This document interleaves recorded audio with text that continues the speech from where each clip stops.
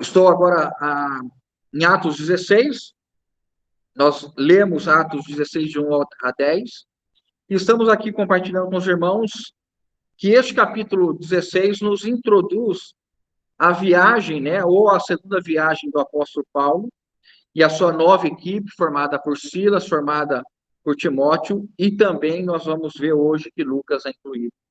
E estávamos compartilhando que essa viagem do capítulo 16, os irmãos chegam na Europa, e na época não era conhecido como Europa, evidentemente, era a Macedônia, mas é o continente europeu, e dizíamos que a partir do continente europeu o evangelho se estendeu, e falávamos que o continente europeu foi basicamente o primeiro continente geograficamente alcançado e coberto em toda a sua área, pelo evangelho, e dali o evangelho alcançou as Américas, alcançou a África, alcançou a Ásia, e nós estamos agradecendo o Senhor pela vida desses irmãos. Mas também estávamos dizendo que o contexto, né, que inicia aqui o capítulo 16, tem um contexto de uma situação absolutamente negativa e que deve servir para nós como uma advertência. Nós temos o relato de que Paulo e Barnabé discutiram a tal ponto que eles se separaram e não conseguiram se conciliar por questão de João Marcos, né, o serviço de João Marcos.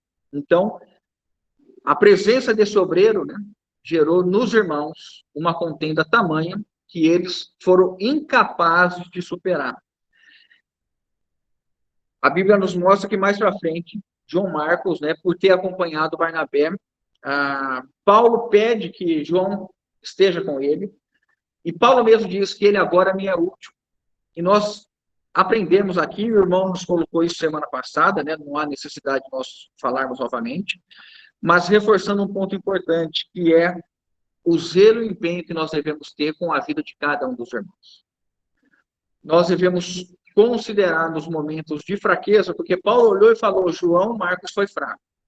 Nós lemos aqui, né? Paulo não queria que ele tivesse, porque ele não foi capaz de acompanhá-los no trabalho. E Barnabé insistiu, vamos dar uma segunda chance.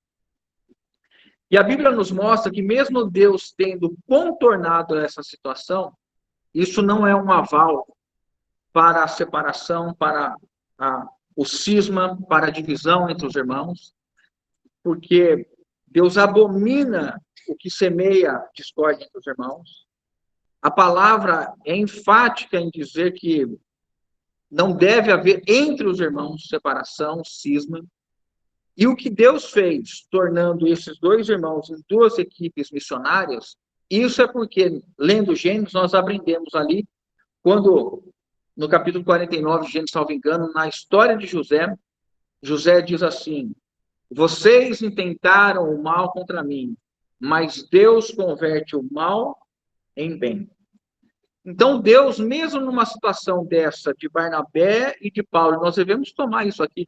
A Bíblia não está dando um aval. O fato de relatar isso significa que a Bíblia, por não esconder a fraqueza humana, mostra que mesmo dois servos do Senhor experientes, maduros, cheios do Espírito Santo, encontram ou se veem em situações de fraqueza e de imperfeição.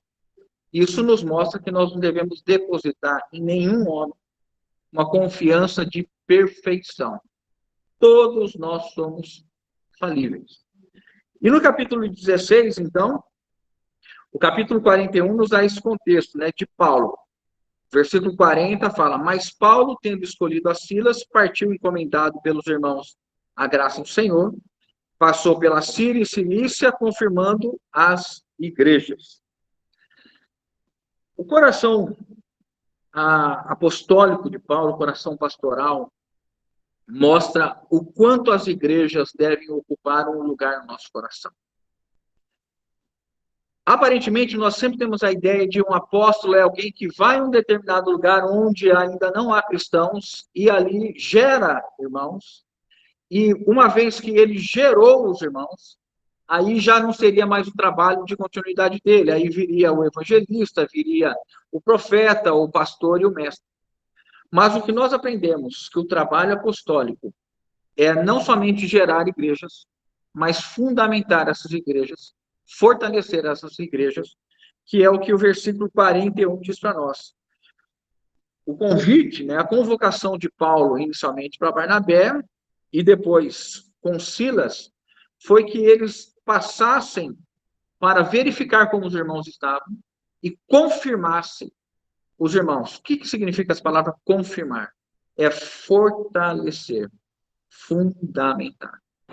E isso nos estimula a pensarmos que nós somos chamados hoje a estarmos fortalecendo e fundamentando e amparando os irmãos. E nós devemos nos perguntar, nessa semana que passou, qual foi o trabalho que eu fiz para fortalecer, fundamentar, fortificar os irmãos? Porque nós devemos sempre, né, esse capítulo 15, o capítulo 16, especialmente, não é um capítulo doutrinário. Ele não nos apresenta questões doutrinárias, pelo menos especificamente desse trecho de 1 a 10. Mas é o relato da vivência desses servos e o quanto o Espírito Santo usa os homens na edificação. Então, nós aprendemos aqui, não estamos aqui estudando para conhecer somente a história, mas estamos aqui estudando como que Deus usou esses homens no tempo, na história, para a edificação da igreja.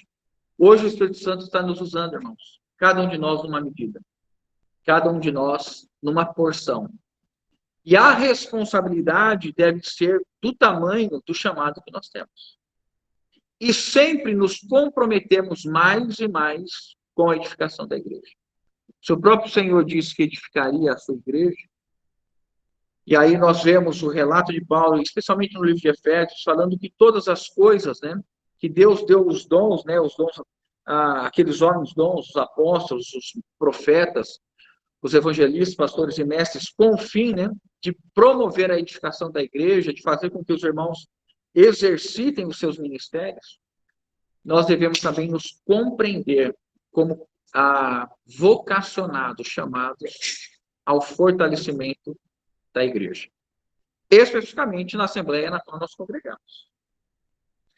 E aí o versículo 16, já entrando no capítulo de hoje, ele diz assim: chegou também a Derbe e a Listra, e havia ali um discípulo chamado Timóteo, filho de uma judia crente, mas de pai grego. Dele davam bom testemunho os irmãos em Listra e Icônio. Quis Paulo que ele fosse em sua companhia, e por isso circuncidou por causa dos judeus daqueles lugares, pois todos sabiam que seu pai era grego. Então vamos nos deter nesses 3 primeiros versículos. Uma das primeiras coisas aqui que Lucas quer chamar é o ingresso de um novo nome, né? Lucas vem trazendo desde o capítulo 1, embora Pedro e Paulo sejam os 2 principais nomes do livro de Atos, né? Mas servos do Senhor são acrescentados, mostrando a importância do corpo de Cristo. Então, Lucas agora traz para o nosso conhecimento, e é a primeira vez que a Bíblia menciona Timóteo. Timóteo, então, é um discípulo, e há uma qualificação específica no versículo 2. O que diz aí o versículo 2? Vamos ler juntos? Dele davam bom testemunho os irmãos em Listra e Icônio. Timóteo era natural de Listra. Mas o seu testemunho, a maneira que ele se portava, a maneira que ele vivia, levou, aspas, a sua fama ou conhecimento a respeito dele à cidade circunvizinha. E esse testemunho, quando Paulo chega e ouve o testemunho a respeito de Timóteo, e provavelmente, irmãos, nós devemos lembrar que Paulo está voltando a essas cidades. E que eles haviam pregado o evangelho na primeira viagem. E a estimativa dos irmãos a respeito do tempo entre a primeira e a segunda viagem é em torno de 5 anos. E Timóteo provavelmente foi alguém que foi alcançado pelo evangelho na primeira passagem dos irmãos ali. Nós sabemos do nome da avó de Timóteo e da sua mãe. Qual é o nome da avó de Timóteo? Lloyd e da sua mãe, Eunice. Quando Paulo escreve a Timóteo, faz uma menção específica, né?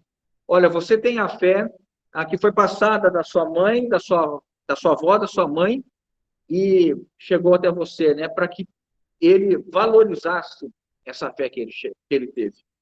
Então, muito provavelmente, Timóteo, um jovem, a casa dele, a sua avó foi alcançada pelo evangelho, sua mãe e eles se converteram.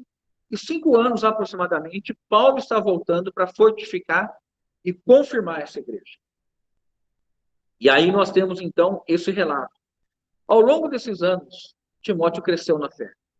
Timóteo se tornou cada vez mais íntimo, embora sendo jovem.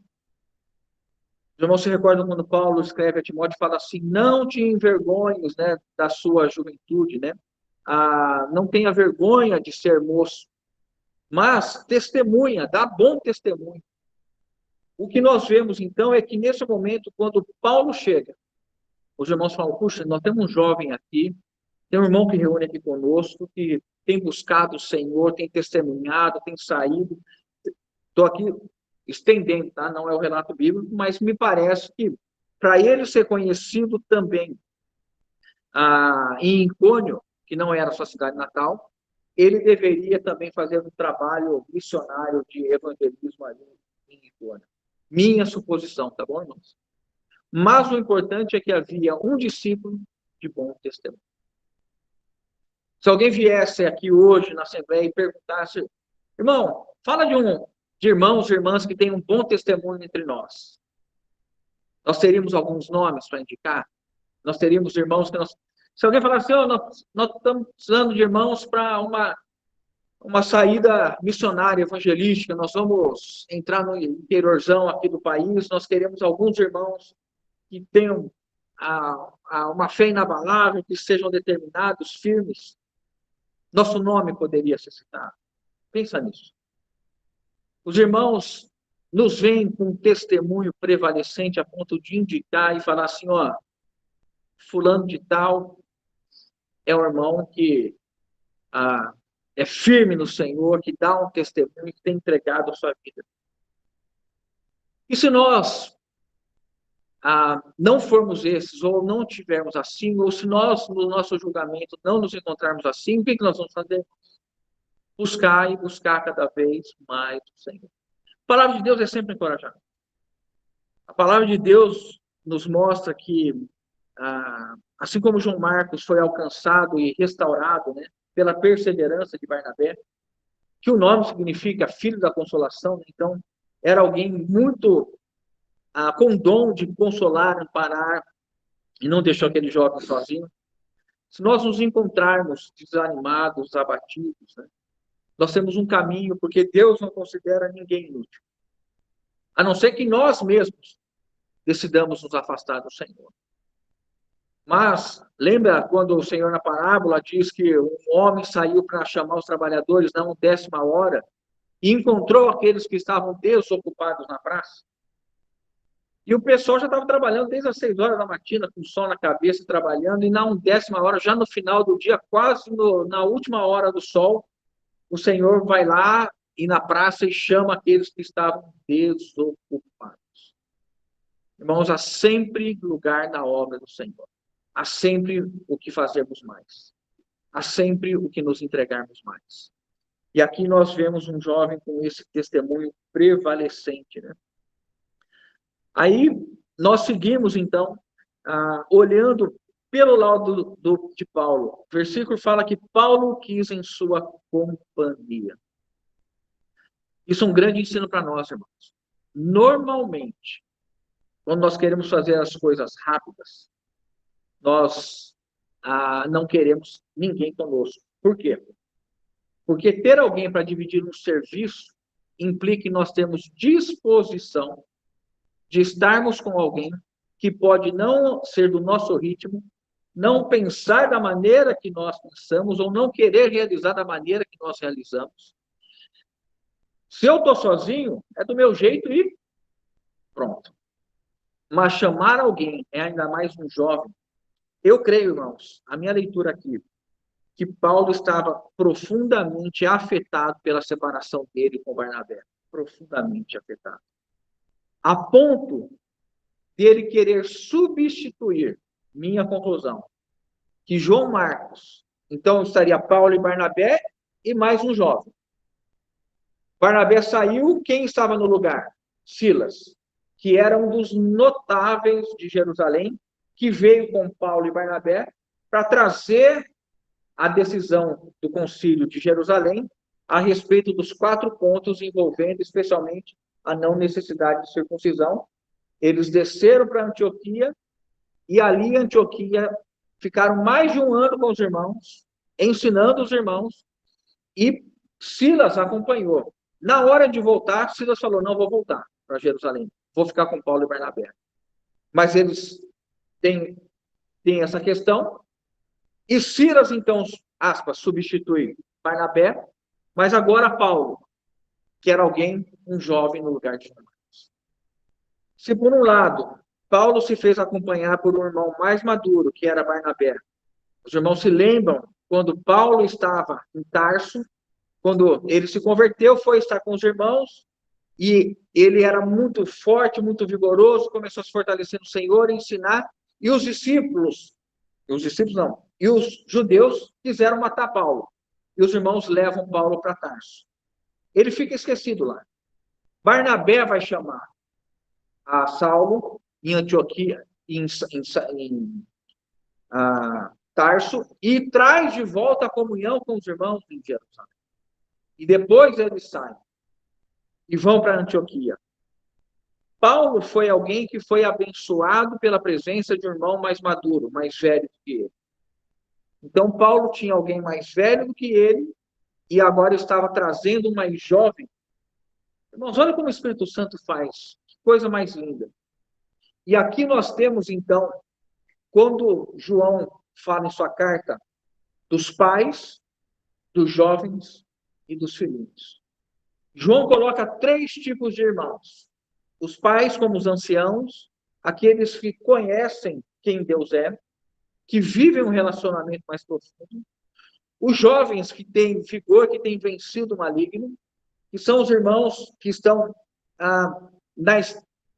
com estágio espiritual, que não são nem recém-convertidos, nem são já os anciãos, aqueles irmãos que já alcançaram uma maturidade quase que plena, mas são esses irmãos sólidos, esses irmãos constantes, esses irmãos que derrotam o maligno. Paulo era esse, nesse momento da sua vida, Paulo era este homem com vigor, aspas, um jovem espiritual, no sentido de alguém que estava invadindo o império das trevas e anunciando o evangelho com tamanho poder, entregando e consumindo a sua vida na obra do Senhor. Barnabé nós podemos olhar como esse irmão mais ancião, e agora Paulo tem trazido um jovem. Irmãos, nós devemos sempre nos abrir aos jovens, sempre buscar trazer jovens. Quando Paulo fala a Tito, ele diz assim, que as irmãs mais velhas devem ensinar as irmãs mais novas. E aí ele dá uma relação, ensinar ao quê? A servir ao Senhor, a serem boas donas de casa, a serem mulheres íntegras, mostrando que o evangelho deve ser passado de geração em geração. Nós temos falado, né, essa semana, da nossa responsabilidade com os filhos, com os netos, e isso se enquadra na ação de Paulo em trazer os mais novos para o serviço. E nós devemos ser esses. Nós devemos nos questionar, Senhor, quem eu estou influenciando mais novo do que eu? Quem eu estou ensinando? Quem eu estou discipulando? Né? A palavra discipulado, não, ao longo da nossa história, não foi uma palavra muito utilizada, mas é uma palavra que deve ser enfatizada. Discipular. Levar alguém a conhecer mais e mais a verdade do Evangelho, alguém mais e mais aos pés do Senhor, apresentar a vida cristã, como Paulo se propôs a fazer com Timóteo. E aí nós temos aqui o final, né, essa questão, Paulo circuncidou Timóteo, uma questão curiosíssima que nesses 2000 anos de história da igreja, os irmãos têm virado da esquerda para a direita, do norte para sul, para entender este fato, e quando a gente lê, a gente fica perplexo.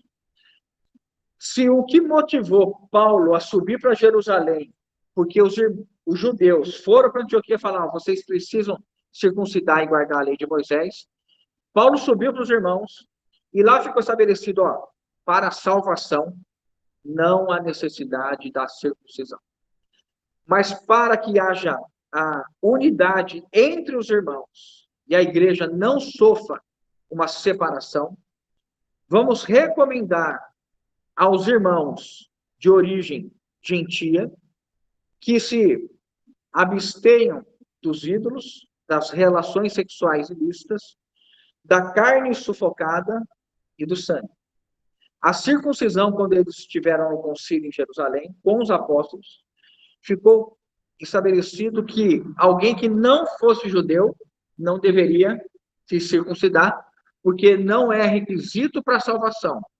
A salvação é a graça em nosso Senhor Jesus Cristo. A fé em nosso Senhor Jesus Cristo.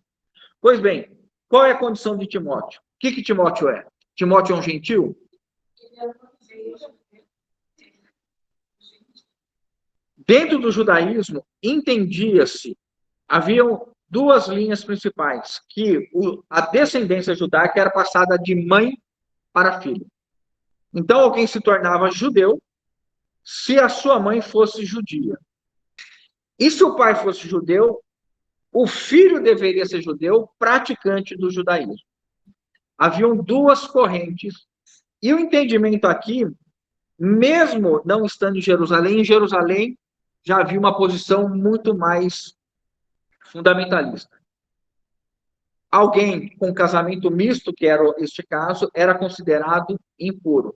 O caso dos samaritanos, que eram judeus e coabitaram com os povos trazidos das outras nações quando Jerusalém foi invadida, e se misturaram e passaram, então, a ser reconhecidos como impuros pelos judeus. Embora Timóteo não estivesse em Jerusalém, já estivesse numa cidade distante, numa cidade gentia, como eles iriam visitar judeus, o que Paulo pensou? Por que eu vou levar uma questão de contenda antes de anunciar o evangelho? O texto fala assim, os judeus sabiam que Timóteo era filho de uma mãe judia, mas que o pai era grego. E era um conhecimento da época, nesse ciclo aqui, que Timóteo não tinha sido circuncidado. Então, Paulo pensou, antes de eu começar o evangelho, vamos falar, e esse jovem está aí com você? Ele é judeu? É judeu. É circuncidado? Não é. Então, judeu que crê em Cristo não precisa ser circuncidar? O que Paulo pensou, irmãos?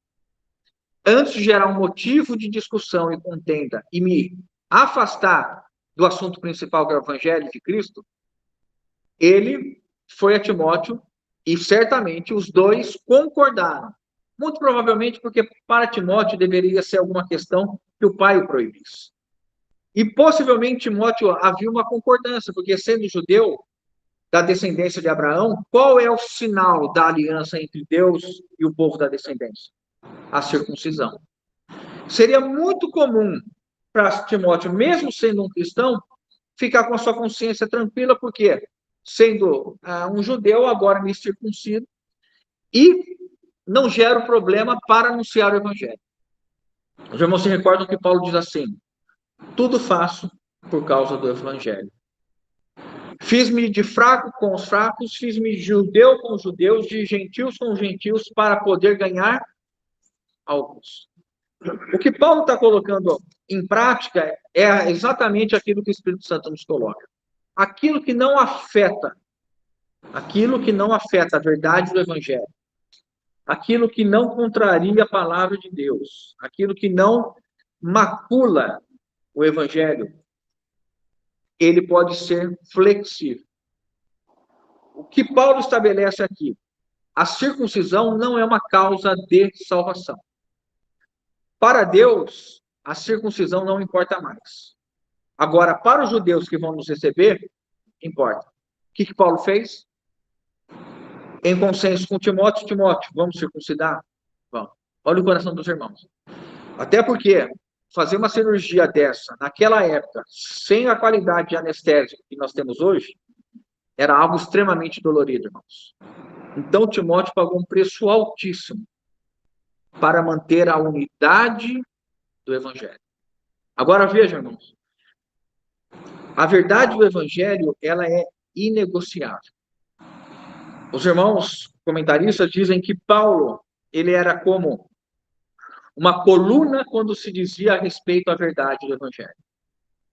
Alguns dizem que Paulo era um diamante, que não poderia ser quebrado quando dizia a respeito da verdade do Evangelho. Mas quando se dizia de coisas secundárias que não afetassem a verdade do Evangelho, as práticas, ele era como uma cana, ou um cano de cana, né? Como que fala? Um caniço, que é fácil de ser quebrado. Nós temos um contraponto. Os irmãos lembram em Gálatas, quando Paulo encontra com Pedro e eles estão almoçando com os irmãos gentios, e aí vem alguns da circuncisão, e Pedro, inclusive Barnabé estava naquela época, e os irmãos se recordam do que o texto diz? Que Pedro, vendo os irmãos da circuncisão, da parte de Tiago, o que Pedro fez? Dissimulou. Se afastou dos irmãos, deixou a mesa da comunhão, possivelmente eles estavam fazendo uma refeição, possivelmente estavam comendo animais impuros para os judeus, e quando Pedro viu os irmãos que eram judaizantes e estavam vindo, deixou os irmãos, levantou a mesa e se afastou. E o texto de Gálatas 2 fala assim, a ponto de Barnabé se deixar dissuadir. E aí o Espírito Santo anota ali em Gálatas, sob a pena de Paulo. E vendo que a verdade do evangelho não estava sendo respeitada, alguma coisa assim, mas que a verdade do evangelho estava sendo atacada, Paulo repreendeu a Pedro na presença de todos. A verdade é inegociável a respeito da salvação em Cristo, a respeito da segunda vinda de Cristo, a respeito do sacrifício universal de Cristo, né? O Cordeiro de Deus que morreu não somente para os judeus, mas morreu para todos os homens, e todos os homens que venham a crer no sacrifício de Jesus, têm a remissão dos pecados. Então, essas verdades são inegociáveis. E Paulo, então, circuncida a Timóteo e segue em viagem. Aí, o que acontece, irmãos?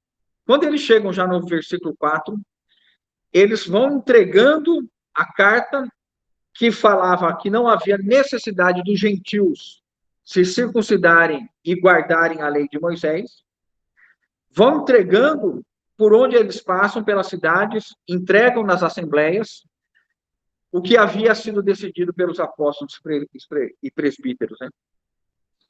O versículo 5 diz, assim as igrejas eram fortalecidas na fé e dia a dia aumentavam em número. O que nós temos aqui de ensino para nós? A decisão dos apóstolos, irmãos, era a decisão de Deus. Os irmãos se recordam quando eles tomam a decisão ali em Jerusalém, e aí diz que pareceu bem ao Espírito Santo, aos apóstolos e aos presbíteros. E aí houve paz nas igrejas. Por quê? Porque o Espírito Santo conduziu os irmãos àquela decisão para não criar duas facções ou dois grupos dentro da igreja de Cristo. A igreja dos judeus e a igreja dos gentios. Paulo vai dizer aos Gálatas que em Cristo não há judeu nem grego, nem homem nem mulher, nem bárbaro nem cita, mas Cristo é tudo em todos. Mas qual foi o preço para que não se rachasse? Então, naquele momento, os irmãos conseguiram ser guiados pelo Espírito e passar aqueles 4 pontos.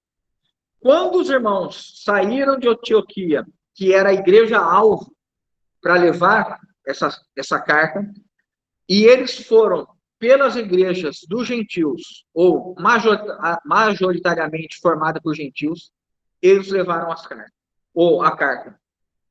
e as orientações. E qual que foi a reação? Eles obedeceram. E o resultado é enfático aqui, irmãos. Assim, as igrejas eram fortalecidas na fé. Essa palavra fé aqui significa o conjunto daquilo em que nós cremos, ou o corpo de ensino, o corpo doutrinário. Não é a fé pessoal que eu tenho. Não é a fé que eu tenho diante de alguma circunstância, mas é naquilo que eu creio. Então, o versículo 5 está dizendo, assim as igrejas eram fortalecidas em crerem naquilo que foi trazido pelos apóstolos, ou dos apóstolos. Igualmente hoje, irmãos, em Efésios vai dizer que a igreja ela é fundamentada aonde? No ensinamento dos apóstolos. Quando nós tomamos a palavra de Deus, é essa palavra, e especificamente as cartas têm um peso muito grande na edificação da igreja. O ensino apostólico é a tradição que nós seguimos. Quando Paulo enfatiza que nós devemos seguir a tradição que ele passou, ele está dizendo que o ensino que eles receberam do Espírito Santo é este ensino que vai conduzir à edificação da igreja. Hoje, nós seguimos os apóstolos, não seguimos? Seguimos ou não? Quem nos ensina? Claro, evidentemente, é o nosso Senhor, pelo Espírito Santo, mas o apóstolo Paulo nos ensina? Ensina. Pedro nos ensina? João nos ensina? E aqueles que estiveram sob a orientação dos apóstolos nos ensinam? Os evangelhos nos ensinam. Tiago nos ensina, Judas nos ensina. Então, irmãos, nós hoje, quando nós obedecemos a palavra do Senhor, a Assembleia é fortalecida. Quando cada irmão entende a sua responsabilidade em acolher a palavra apostólica, em acolher a palavra do Senhor, nós somos fortalecidos. E este aumento, irmãos, acontece primeiramente quando nós cremos. Os irmãos se recordam quando o Senhor disse, aquele que me ama guardará as minhas palavras. E eu e o Pai viremos e habitaremos nele e faremos nele morada. Manifestar o amor a Cristo significa obedecer a sua palavra. E obedecer a sua palavra quando nós somos confrontados nas questões mais conflitantes para nós, ou que trazem mais disputa interna, quando a nossa carne mais grita, irmãos. Nós chegamos em um estágio, pelo tempo de caminhada que nós temos, que as coisas grosseiras da nossa vida ficaram para trás. Mas agora o que o Senhor exige de nós é um estágio a mais da consagração. É onde nós precisamos aprender a lutar agora, a entregar tudo ao altar do Senhor para ser consumido. É o momento em que o Isaac realmente tem que estar debaixo do nosso cutelo. É o momento em que o Senhor tem pedido para nós que nós já temos uma maturidade, tanto na vida humana, quanto na caminhada, e nós precisamos agora renovar a nossa consagração, a nossa entrega, o nosso compromisso em não reter nada, em entregar tudo ao Senhor. Para quê, irmãos? Com qual objetivo? De nós sermos estes irmãos e irmãs, com todos aqueles que estão em toda a terra, servindo ao Senhor, que estão comprometidos com a edificação da igreja. E não colocam a palavra de Deus sobre o crivo da sua vontade, sobre o crivo do seu próprio entendimento, mas que colocam diante daquilo que é estabelecido no conjunto de toda a palavra de Deus. A palavra de Deus ela é entendida no seu todo. Nós não podemos fazer um ensino bíblico a partir de um versículo. Nós precisamos de pelo menos 2 ou 3 versículos para instituir uma doutrina. Não é? Então, quando nós olhamos que nós somos confrontados, e aqui está sendo dito, olha, as igrejas eram fortalecidas naquilo que criam. Isso é uma verdade para nós. Quando nós cremos na palavra de Deus, quando nós cremos naquilo que é ensinado, quando nós nos sujeitamos e estamos dizendo, Senhor, toma mais de mim. Qual ou quando foi a última oração que nós fizemos, Senhor?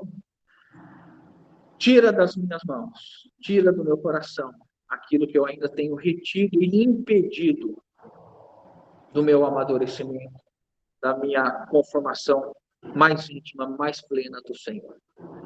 Os irmãos reconhecem que ainda há pontos na nossa vida e questões na nossa vida que precisam ser subjugados pelo Senhor.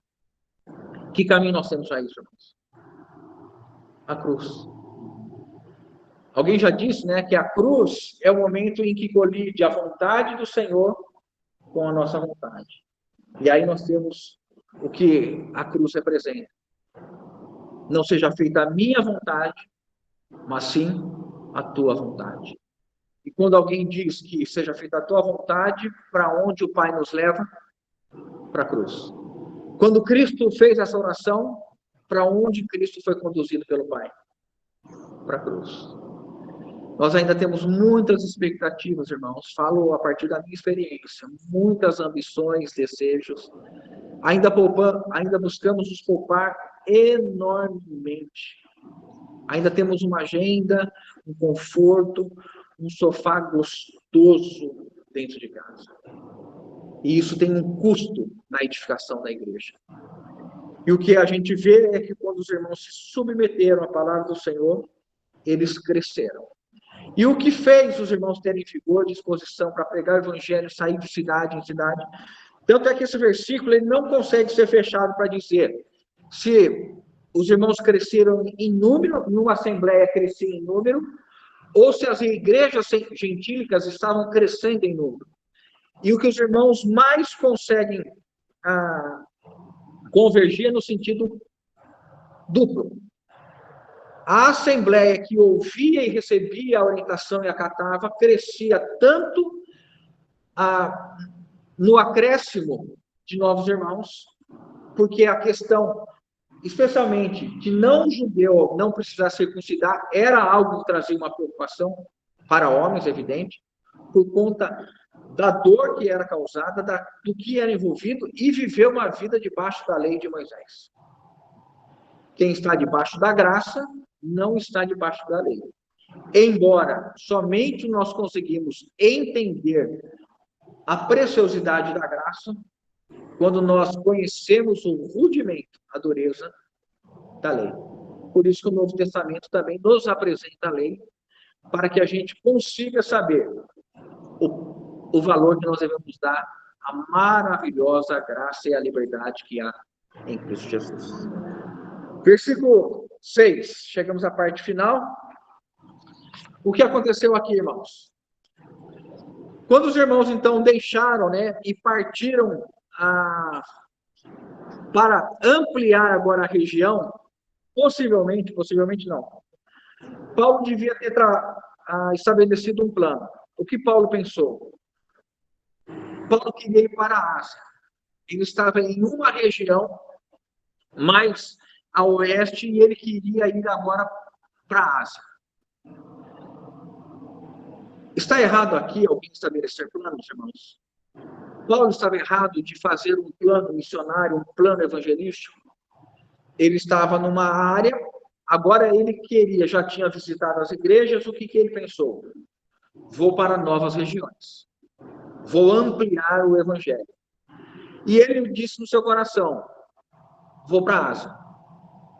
O que aconteceu, irmãos? Alguém o impediu. Quem foi? Não foi o maligno? Não foi o diabo? Não foram os opositores? Não foram os judeus judaizantes? Não foi a polícia? Não foi o sinédrio? Quem que impediu, irmãos? Impediu de fazer o quê? De pregar a palavra. Cabe isso na nossa cabeça? Cabe, irmãos.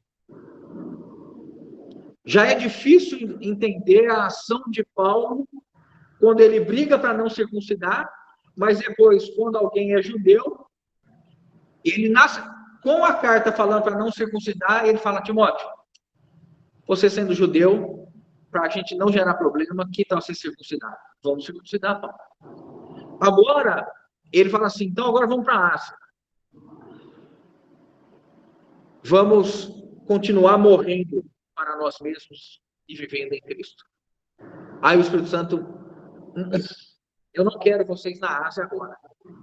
O Evangelho chegou na Ásia, irmãos? Sim. Chegou. Mas naquele momento, não seriam eles os comissionados do Senhor. E aí, nós continuamos no versículo 7. Defrontando Mísia, tentávamos ir para Bitínia, mas o Espírito de Jesus não o permitiu. Aqui nós temos uma lição importante, irmãos. Quem assumiu edificar a sua igreja? Cristo. E eu edificarei a minha igreja. Mas, no Evangelho de João, nós vemos o Senhor falando assim: é melhor que eu vá, porque se eu não for, o outro Consolador não poderá vir. Ele vos guiará a toda a verdade. Ele vos fará lembrar toda a verdade. E aí nós temos o Pentecostes, o Espírito Santo, que é chamado Espírito de poder, é derramado. Eles saem ali daquele ambiente de medo que eles estavam. Pedro e os 12 começam a pregar o Evangelho. E o Evangelho começa a partir de Jerusalém a cumprir o que Jesus havia determinado a eles. E de fazer testemunha em Jerusalém, Judeia, Samaria, até os confins da terra. Nós estamos aqui nos confins da terra, no capítulo 16. Mas o que está acontecendo? O Espírito de Jesus não permitiu. Então, Paulo falou, bom, vamos para a Ásia, não dá. Então, Paulo tentou subir. Quando ele estava chegando em Mísia, não conseguiu. Eles tentaram ir para a Bitínia, não conseguiram. E aí, o que aconteceu? Contornando Mísia, desceram para Troade, que é uma região portuária, uma cidade portuária. E de noite sobreveio a Paulo uma visão. O que Paulo estava experimentando, irmãos, era ser guiado pelo Espírito Santo com os nãos. Deus nos guia de duas maneiras: com sim e com não. Normalmente nós queremos o quê? O sim. O sim é a porta aberta. É fácil quando a porta é aberta para nós, né? Ou mesmo quando não é o Senhor, mas a circunstância é boa para nós, falou, irmão, o Senhor abriu as portas, e depois lá na frente nós vamos quebrar a cara, porque internamente o Senhor falou, não fui eu não, é que você que estava querendo isso, você está aproveitando. Mas aqui não é isso. Os irmãos estão tendo experiência de serem guiados quando as coisas não acontecem conforme o planejado, ainda que seja em prol da pregação da palavra. Um servo do Senhor precisa aprender que o sucesso, a facilidade, as portas abertas, o soprar do Espírito Santo, os ventos favoráveis, a vela levando o barco assim a uma velocidade enorme. Nossa, que maravilha! E quando o vento é contrário, e você tem que jogar o remo na água, e remar, e remar, e remar, e remar. Nós não podemos, irmãos, aprender a viver uma vida cristã somente com sim. O que o Espírito Santo está ensinando os irmãos é dizer a eles, me reconheçam quando eu digo não. Paulo, você fez planos. E Deus não está recriminando a atividade ou a proatividade. Todos nós devemos, irmãos, ser ativos e proativos no Evangelho. Nós devemos ser sempre dispostos a inovar no serviço. Quem essa semana não liguei, quem essa semana não visitei, para quem eu não mandei mensagem, quem é o irmão que está ausente, quem é o irmão que não está indo, por que eu ainda não visitei, não liguei para ele. Nós devemos. Mas, se o Espírito Santo intervir, nós devemos, então, nos sujeitar. E aí, à noite, Paulo tem uma visão, e o que acontece? Ele tem um varão macedônio, se apresenta a ele, e agora dá uma direção positiva.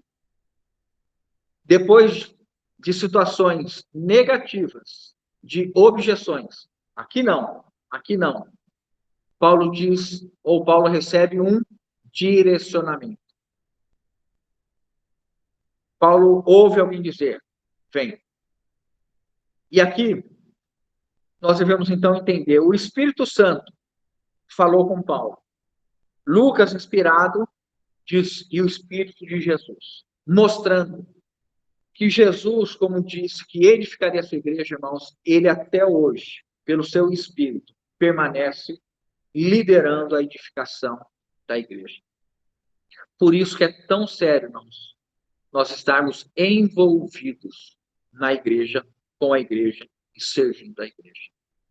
Livre-nos o Senhor de sermos relaxados na obra do Senhor, de colocarmos nossas preferências, nosso conforto, nosso horário, nossa agenda, e não aprendermos que aquele que colocou a mão no arado não tem o direito de olhar para trás. O que acontece no versículo, então, seguinte, 10, assim que teve a visão, imediatamente procuramos partir para aquele destino, concluído que Deus nos havia chamado para lhes anunciar o Evangelho. Irmãos, quais são os pontos que nós, então, aprendemos aqui agora, nesse versículo 10? Os nãos vieram, as portas fechadas vieram, mas a vocação, o desejo, a consagração permaneceu. E Paulo estava buscando ouvir o Senhor. Se há algo que nós devemos buscar durante toda a nossa vida, irmãos, é ouvir o Senhor. Esse é um estágio de maturidade a ser buscado. Ter o espírito de discernimento, de sabedoria. Paulo ora e ensina os irmãos em Efésios a orarem por sabedoria e discernimento. Discernir a vontade do Senhor. E nós temos que nos perguntar quando foi a última vez que eu ouvi a voz do Senhor nitidamente falando. Não apagueis o Espírito. Não entristeçais o Espírito. Condutas, palavras, ações ofendem o Espírito, afastam o Espírito e nos deixam com sequidão interior. E aí o gozo, a alegria de estarmos vivendo entre os irmãos se perde. E nós começamos a objetar, a fazer inúmeras objeções àquilo que é a ação do Espírito Santo. Quando nós deveríamos estar buscando compreender a ação do Espírito Santo. Irmãos, todas as vezes que a nossa vontade confrontar com a vontade do Senhor, saibamos que é a nossa vontade que precisa ser negada. Aquele que quiser vir após mim, negue a si mesmo, tome a sua cruz. O que é nos ensinado aqui, irmãos, e aqui tem um acréscimo interessante, a gente termina aqui. O chamado à Macedônia, então, a Macedônia, na época, já era Europa.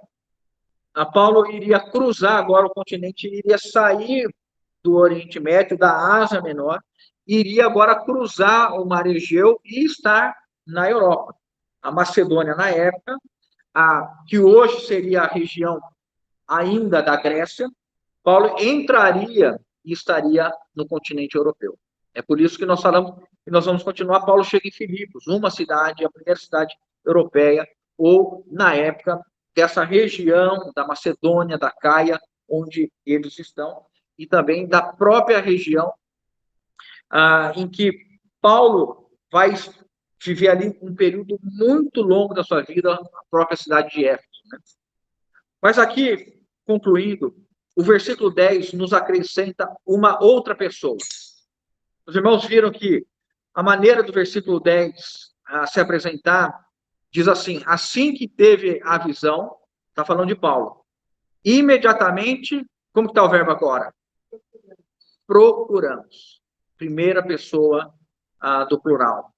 Partir para aquele destino, concluindo que Deus nos havia. Lucas não nos diz agora, assim que teve a visão, imediatamente procuraram partir para aquele destino.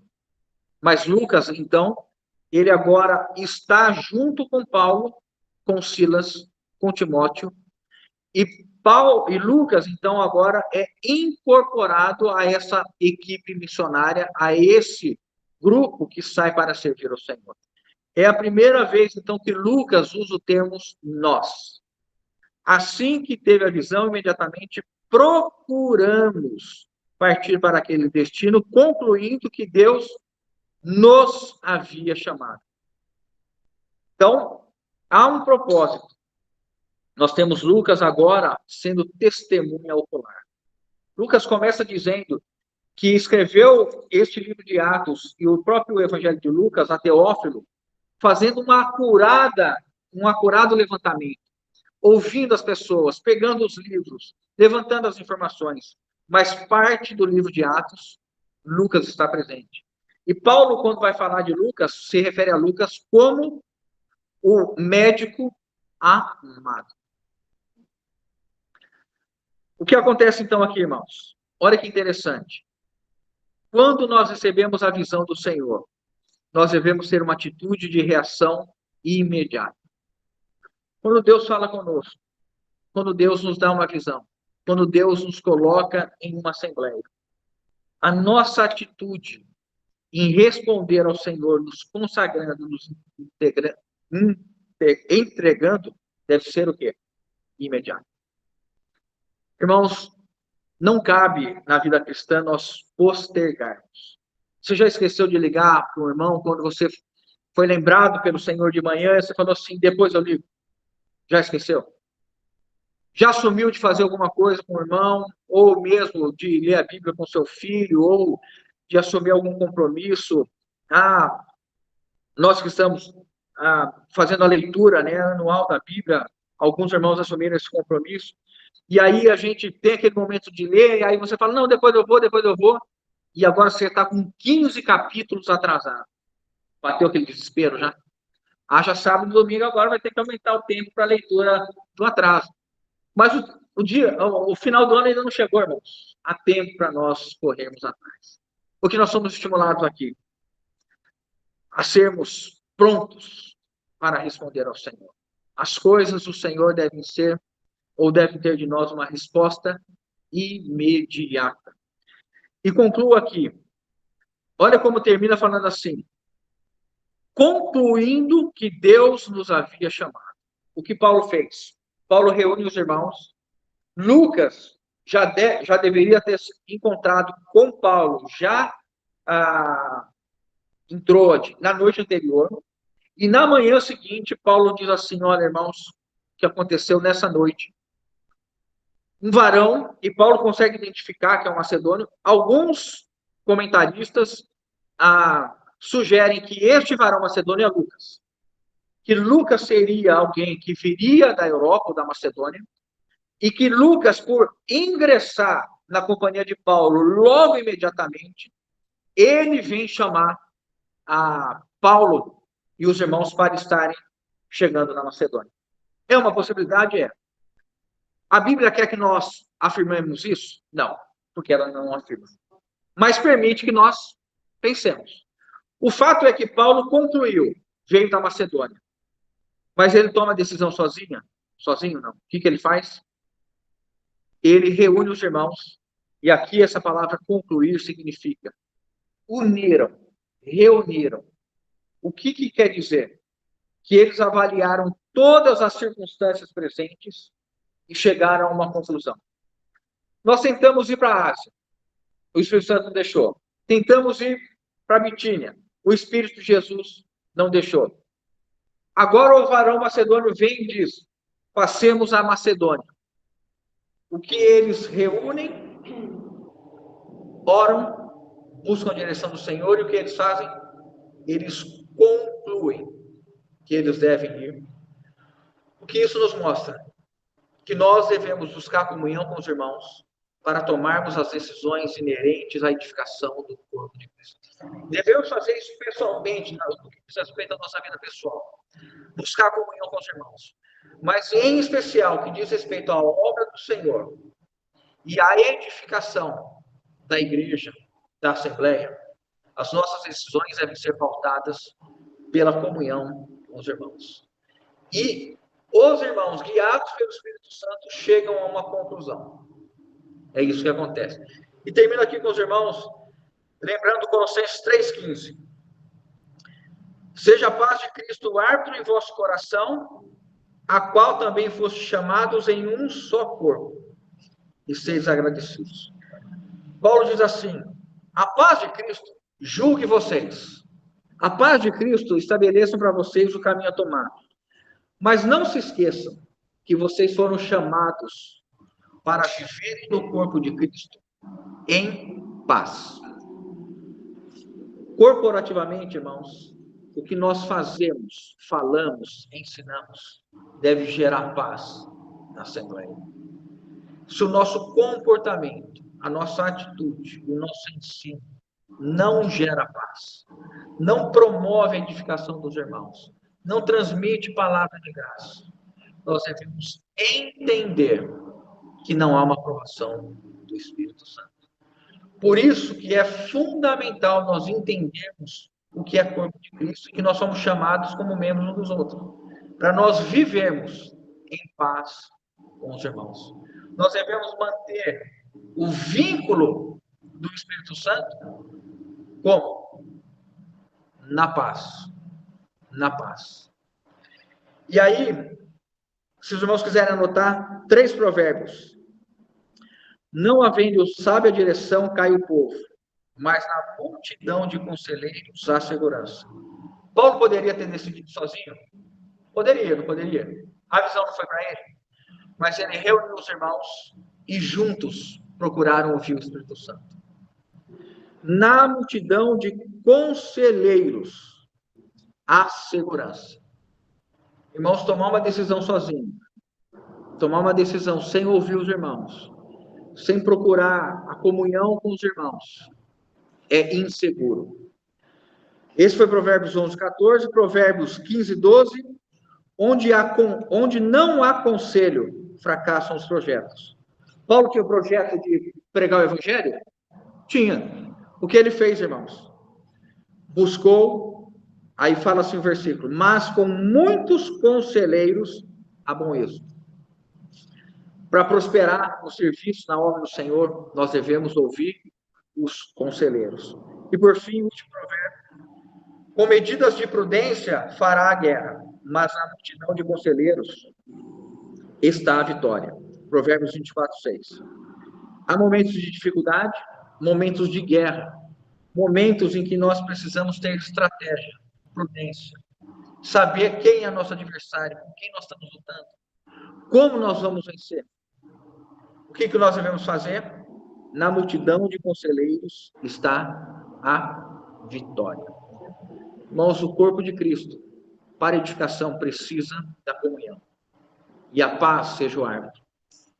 Que o Senhor nos leve a viver poderosamente estimulados pelo testemunho desses irmãos, que assim que ouviram esse chamado, concluíram que era o Espírito Santo chamando, eles imediatamente se consagraram e serviram ao Senhor.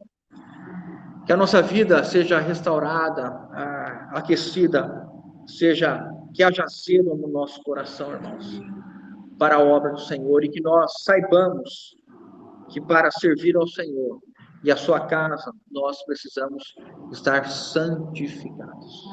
Louvado seja o Senhor.